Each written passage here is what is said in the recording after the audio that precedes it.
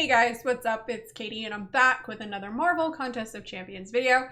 And today we are going to be taking a look at Dev Diary number 4, the final iteration of it, A Contest Evolved. So let's go ahead and read over it. So I just picked out the highlights from it. So we're gonna go over it and some of my thoughts. So building the contest, lead designer and tea drinking Brit Kabam, that Jim here with the final entry in our 4-part series of the State of the Contest. They want to begin a new phase of MCOC, amplifying what you've already loved about the contest and bringing a whole new reasons to love it more. All right, so let's take a look and see what we are getting into. So quality of life, sell from the stash. Oh yes, tired of moving expiring items from the stash to your inventory just to sell them? Finally, this is a huge improvement. Champion tag filtering. I love this. I've been asking for this for a really long time. It's been brought up a lot in the chats about how we need to be able to filter based on the champion tag. And this is great for when you have solo objectives that are like heroes or villains or anything along those lines. So I love this. Now, dual targets and dual target fight again. We've already seen the dual targets being added into this contest already. They've started to add some. They work their way backwards alphabetically. So they started with Z and are moving their way forward or up, whatever. So dual target fight again.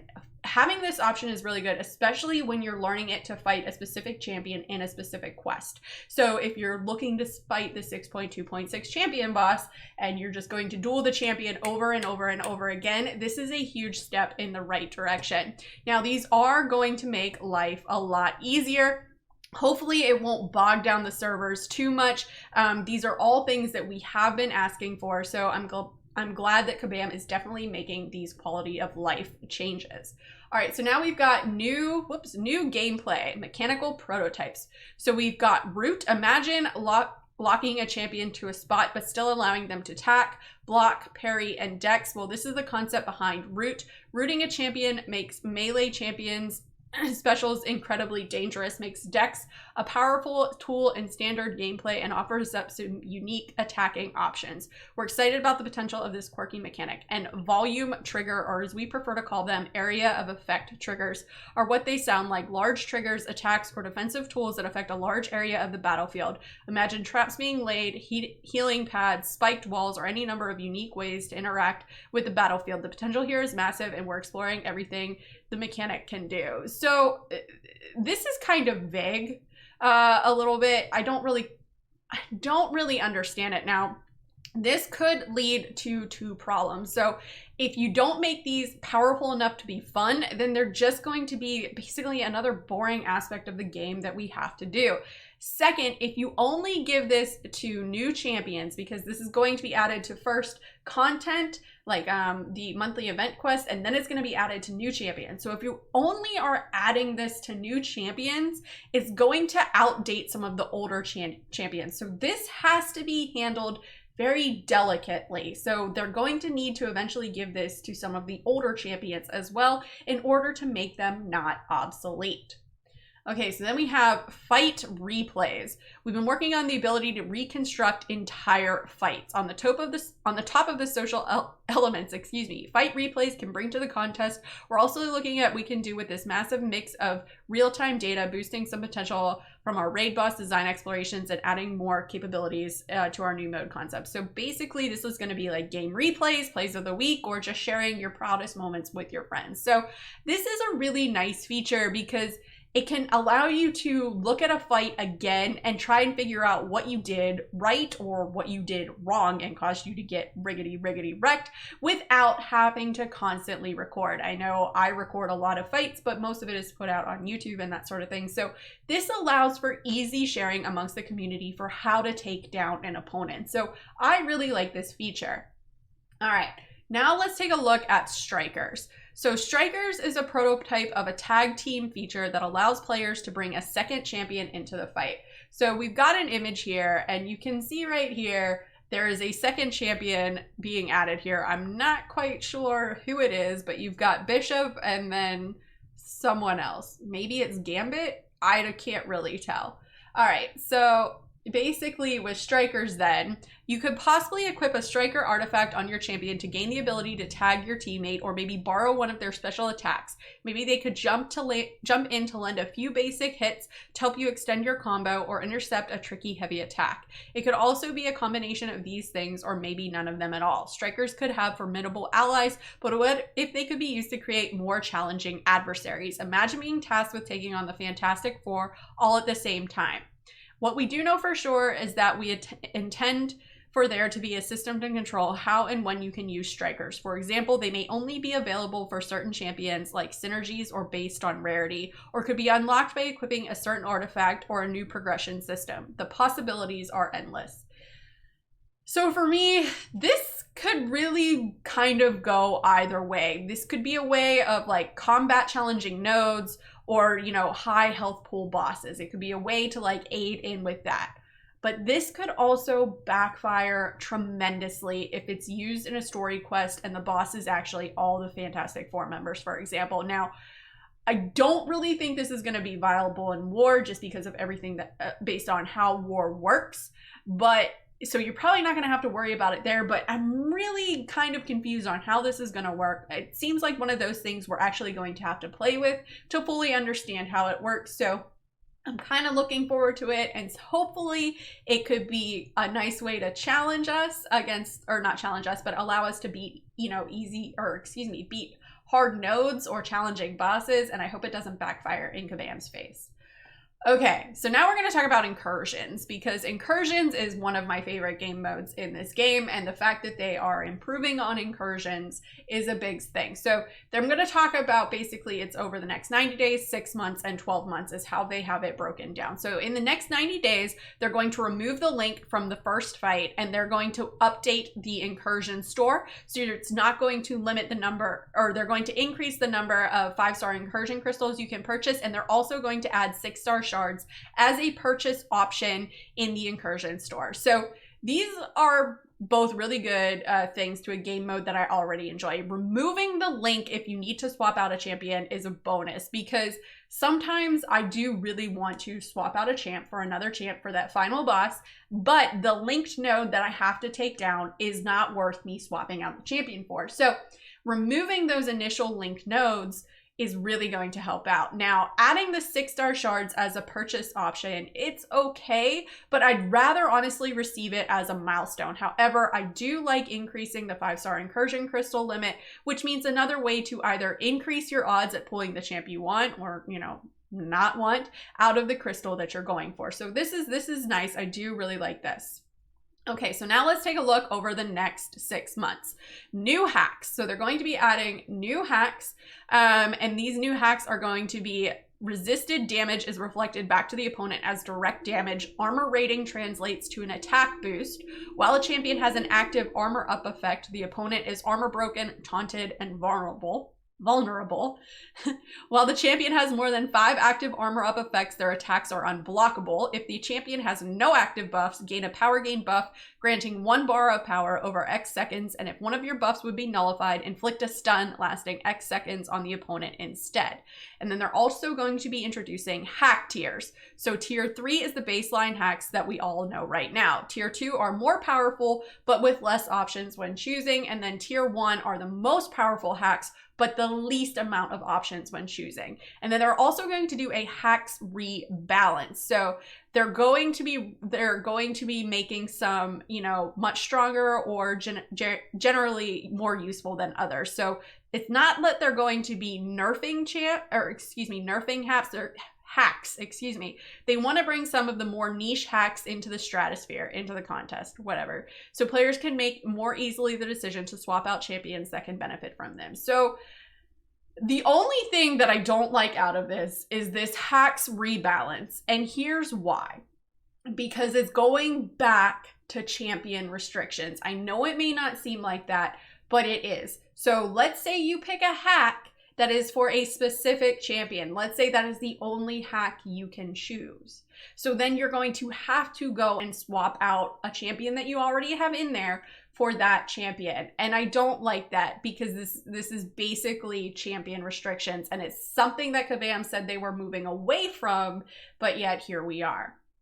Okay, so now let's take a look at within 12 months. So they're going to be putting in firewalls, and firewalls are a checkpointing system for friends who play together regularly. So in increments of 5 zones, players will be able to disable a firewall. In doing so, partners will be able to start their next runs in that event at the zone number of the associated firewall. So players starting their new runs in firewall zones will be allowed to choose a light loadout of hacks. That's nice. So they're looking into tying in friendship levels into the availability of this feature. So a friendship level of 5 or above is required to start at firewall 1. Excuse me. So this is basically a way to try to get you to play more with people in your friends list. So this feature will not be available in matchmaking. Okay. And then they're also doing themed bosses every 5 zones. So players aren't smashing Ultron enough, they're going to add more Ultron. Hooray! Matchmaking zone targets. In an effort to help players find suitable partners, we want to add a zone target feature to matchmaking, where users can matchmake based on which zone they are trying to reach in difficulty. Users will need to have achieved the zone number below their target in order to matchmake into it.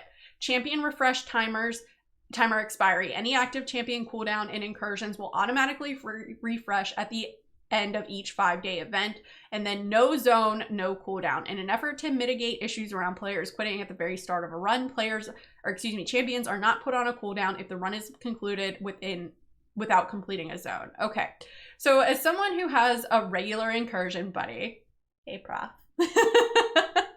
the firewall system seems to be like a really cool concept, and I'm interested in trying out the new light loadout of hacks that we're going to be given.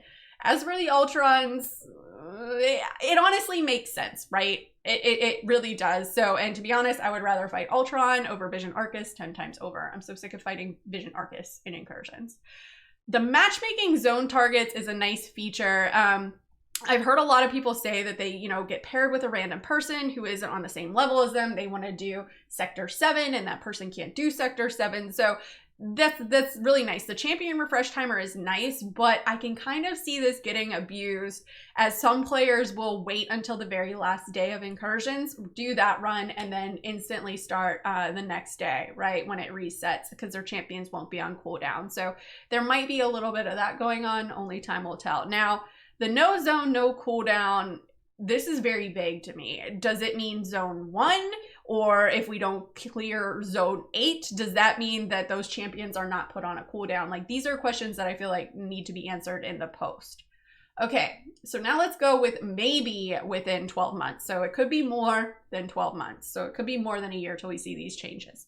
Friendship benefits. So they are going to have kind of an overhaul to the friendship levels and add more incentives to playing Incursions with your friends. So again, this is tacking on to the we want you to play with people in your friends list type deal.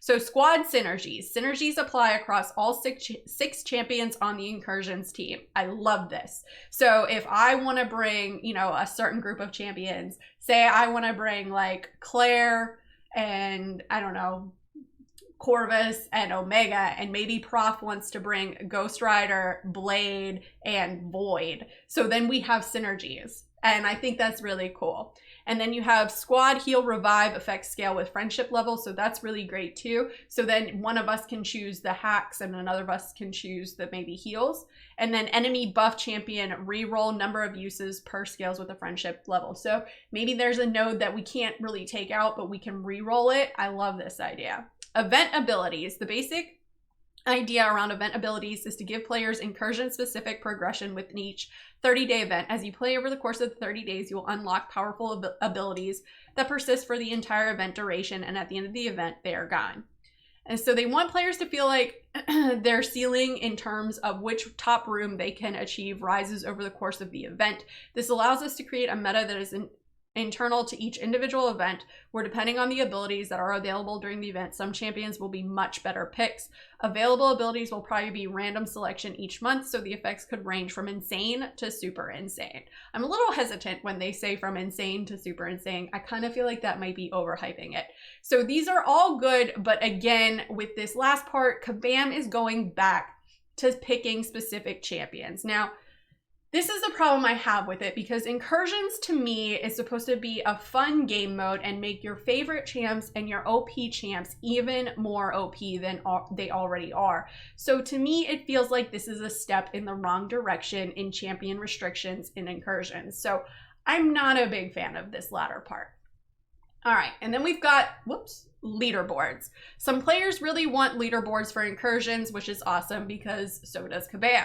So I could really honestly care less about a leaderboard, but I could see this being fun for those who are super competitive in this mode. I'm not competitive in it. I just like to have fun with it. Okay, so now let's look at something that I am really intrigued about, and that is arena improvements. So they have this broken down as well. It's in 90 days, and then I think 60 days and 12 months. So let's take a look at the 90-day areas of improvement for arena, because I feel like arena really needs an overhaul. Consistent AI. Oh. Hopefully this means that they are finally going to throw those specials. Improved featured arena rank rewards. So they are expanding the top rank bracket in the 5-star featured from 150 to 300, which is yes. We're going to be increasing the rewards for near misses, and then the 3-star featured arenas, new champions come out and people want to try them out. So you're going to get the 3-star as milestones in that arena and in the above arenas as well. So like I said, thank goodness we don't have to deal with that all or nothing AI anymore. So happy about that. Now, I've said it before in several rant videos that I have about the arena that the bracket needs to be expanded from 150 to some other number. I think I even might have said 300. So this makes me super happy. It will put less of a burden on those people who are grinding out for the featured 5-star champion. Now, adding the 3-star champion to the milestones is a step in the right direction as well, because, well, I'm a collector of champions, and I gotta be honest, I used to always grind the featured 3-star arena for that new champion, but it really became a bit of a hassle within the past month just because of everything that was going on. So I really like this feature. I think it's great, and I can't wait to test this out. So now let's take a look at within 12 months. Auto request help. Thank goodness. Improved boosts, so they're going to be adjusting the boosts to the arena. Exact details are in the works, but whatever the solution we go with, we want players to retain control. Awesome. Cached filtering. We want to make it possible to cache your filters between arena matches, and these will only reset when you close the game. Auto select champions button. To go along with the cache filtering, we're going to add an easy access button to just select the next 3 champions in your filtered list for your next matchup. And then mitigate massive PI differentials, i.e. no more death matches. At least that's how I hope I am reading this. So when I asked kabam about why death matches even existed in the game, because I asked them this, because I was like, why is this a thing? The response I got was, well, they've been in there since the beginning and we really don't know why. And I was like, what? What? So hopefully with this new system, if the 5-star featured arena says I can use 4, 5, and 6-star champions in there, that means I can use any rank and any combination of those champions in that arena, and I will not get a death match, because let's face it, getting 1 million points from running through my 4 stars is not game breaking compared to the points that I get from using all of my 6 stars, which take longer to refresh. So there you go. Now, the auto help is a nice feature, as well as the boosts, hopefully, in theory. The cache filtering and the auto select champions are nice quality of life changes for arena, and as someone who frequently grinds the arena, I cannot wait to test all of these mechanics out. So let's take a look at maybe within 12 months. Now remember, this could be 12 months, or this could be a little bit longer. So we're looking into creating an alternative method to score toward arena milestones and rankings. Here we go. They don't really know what it's going, or they don't have a ton to talk about right now, but it's basically a new solo mode that will leverage some of the Incursions tech. So it'll be similar to Incursions, but it'll be in lieu of arenas. So this is vague to me, and it doesn't tell us much. I wish this would have been a more detailed post, because it doesn't really say anything except there's going to be an alternative method to arena where you can get the same milestones that you would get in doing the arena. So that's where it lies. All right, and then we have social progression. So they're working on a new social systems that will enable you to connect with other players and acknowledge each other's achievements. The first iteration of this system, they're going to be introducing a reputation level system which focuses on social and vanity rewards. The new leveling system will celebrate players' skills, time investment, collection, and prowess in all the different game modes in the contest.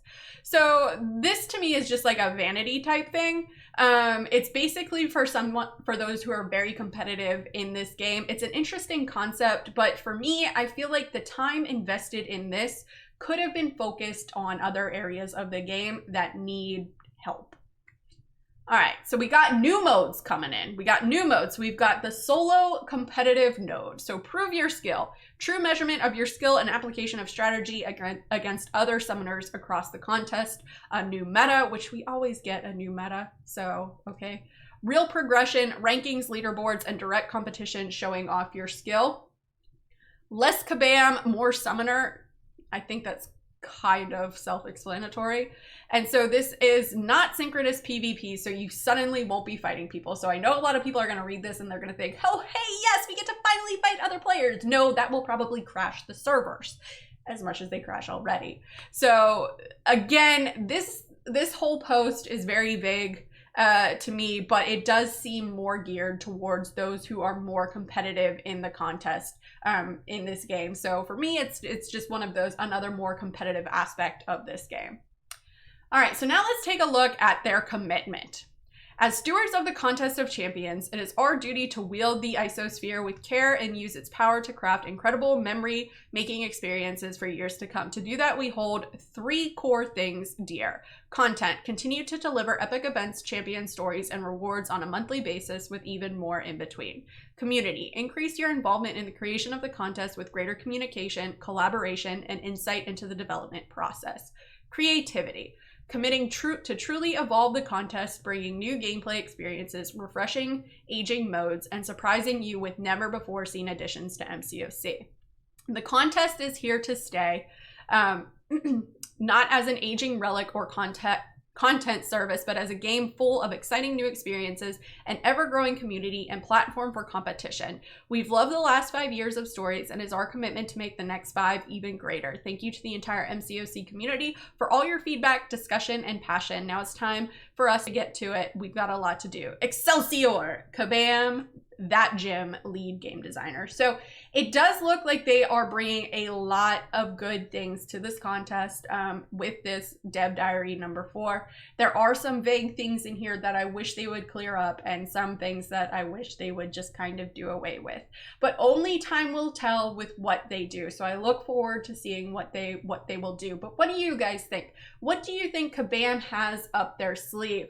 What do you think of the new solo competitive mode, the social progression, the arena fixes? Because let's face it, they need that, leaderboards and incursions. How do you think all of this is going to go over in the contest? What do you think about this strikers, rooting, and volume trigger mechanics they are going to be entering into the game? Let me know in the comments below, and let's discuss. As always, guys, thanks so much for watching. If you guys liked what you saw and you want to see more, please remember to like and subscribe. Follow me on Instagram and Twitter, and hit me up in the Discord chat. Thanks, guys. Bye.